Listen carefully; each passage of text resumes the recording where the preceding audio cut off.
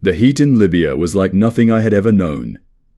The sun was relentless, beating down on us as we marched through the desert. Sand stretched in every direction, and the wind would whip up small storms that stung our faces. I was a part of Rommel's Afrika Korps, sent to push the British forces out of North Africa. We had heard stories about the harsh conditions, but nothing could have prepared me for this. We were constantly on the move, our tanks cutting across the vast emptiness. Supplies were always low, water was precious, and every sip had to be rationed carefully. The trucks and tanks would often break down, the fine sand clogging up the engines. Despite this, morale was high. Rommel was a legend, and we believed in him. He had a way of making us feel like we could win, no matter the odds. I remember the Battle of Gazala in May 1942. The British had set up strong defensive lines, but Rommel planned to outflank them.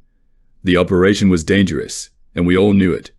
Our unit moved through the night, trying to avoid being spotted. The silence of the desert was eerie, broken only by the hum of engines and the distant sound of artillery.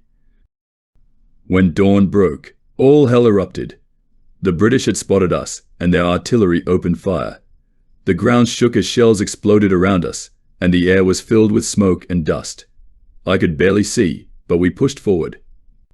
The tanks were our strength, and we relied on them to break through the enemy lines.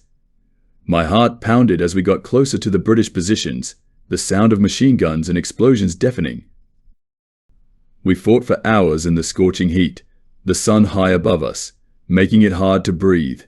The British fought fiercely, and it wasn't easy.